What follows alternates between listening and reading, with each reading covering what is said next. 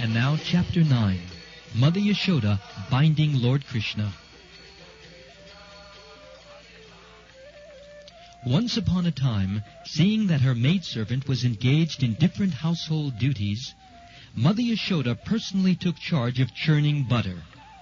And while she churned butter, she sang the childhood pastimes of Krishna and enjoyed thinking of her son. The end of her sari was tightly wrapped while she churned, and on account of her intense love for her son, milk automatically dripped from her breasts, which moved as she labored very hard, churning with 2 hands. The bangles and bracelets on her hands tinkled as they touched each other, and her earrings and breasts shook.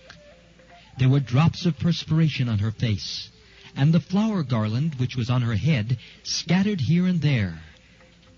Before this picturesque sight, Lord Krishna appeared as a child. He felt hungry, and out of love for his mother, he wanted her to stop churning. He indicated that her first business was to let him suck her breast, and then churn butter later. Mother Yasoda took her son on her lap and pushed the nipples of her breasts into his mouth. And while Krishna was sucking the milk, she was smiling, enjoying the beauty of her child's face. Suddenly, the milk which was on the oven began to boil over. Just to stop the milk from spilling, Mother Yasoda at once put Krishna aside and went to the oven. Left in that state by his mother, Krishna became very angry, and his lips and eyes became red in rage. He pressed his teeth and lips, and taking up a piece of stone, he immediately broke the butter pot. He took butter out of it, and with false tears in his eyes, he began to eat the butter in a secluded place.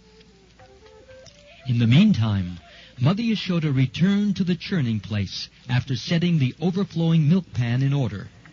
She saw the broken pot in which the churned yogurt was kept. Since she could not find her boy, she concluded that the broken pot was his work. She began to smile as she thought, "This child is very clever. After breaking the pot, he has left this place fearing punishment."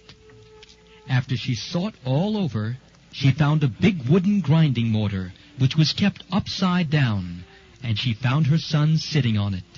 He was taking butter, which was hanging from the ceiling on a swing, and he was feeding it to the monkeys.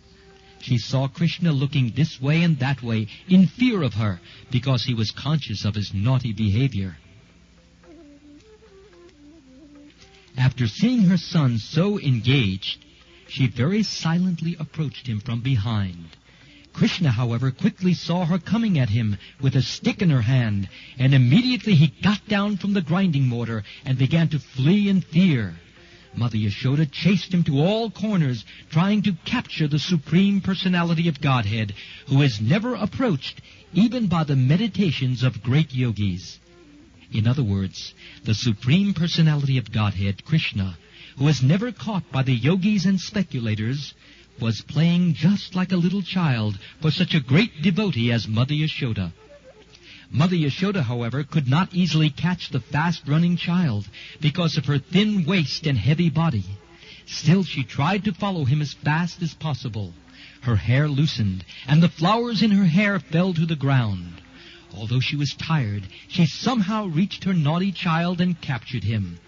When he was caught, Krishna was almost on the point of crying. He smeared his hands over his eyes, which were anointed with black eye cosmetics.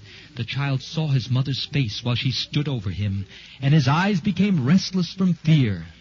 Mother Yasoda could understand that Krishna was unnecessarily afraid, and for his benefit she wanted to allay his fears. Being the topmost well-wisher of her son, Mother Yasoda began to think, "If the child is too fearful of me, I don't know what will happen to him." Mother Yasoda then threw away her stick. In order to punish him, she thought to bind his hands with some ropes. She did not know it. but it was actually impossible for her to bind the Supreme Personality of Godhead. Mother Yasoda was thinking that Krishna was her tiny child. She did not know that the child had no limitation. There is no inside or outside of him, nor beginning or end. He is unlimited and all-pervading. Indeed, he is himself the whole cosmic manifestation. Still, Mother Yasoda was thinking of Krishna as her child. Although he is beyond the reach of all senses, she endeavored to bind him to a wooden grinding mortar. But when she tried to bind him, she found that the rope she was using was too short by 2 inches. She gathered more ropes from the house and added to it, but at the end she found the same shortage. In this way she connected all the ropes available at home, but when the final knot was added, she saw that it was still 2 inches too short.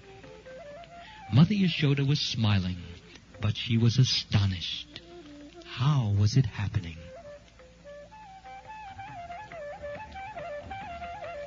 In attempting to bind her son, she became tired. She was perspiring, and the garland on her head fell down. Then Lord Krishna appreciated the hard labor of his mother, and being compassionate upon her, he agreed to be bound up by the ropes. Krishna, playing as a human child in the house of Mother Yasoda, was performing his own selected pastimes. Of course, no one can control the Supreme Personality of Godhead. The pure devotee surrenders himself unto the lotus feet of the Lord, who may either protect or vanquish the devotee. But for his part, the devotee never forgets his own position of surrender. Similarly, the Lord also feels transcendental pleasure by submitting himself to the protection of the devotee. This was exemplified by Krishna's surrender unto his mother Yasoda. Krishna is the supreme bestower of all kinds of liberation to his devotees.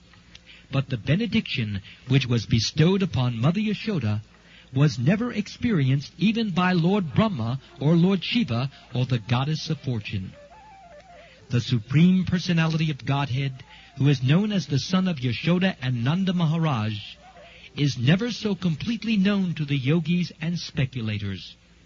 But he is easily available to his devotees. Nor is he appreciated as the supreme reservoir of all pleasure by the yogis and speculators. After binding her son, Mother Yasoda engaged herself in household affairs. At that time, bound up to the wooden mortar, Krishna could see a pair of trees before him, which are known as Arjun trees.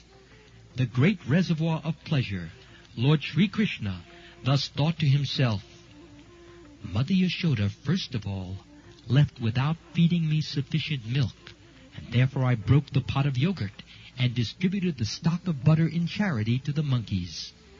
Now she has bound me up to a wooden mortar, so I shall do something more mischievous than before. And thus he thought of pulling down the 2 very tall Arjun trees. There is a history behind the pair of Arjun trees.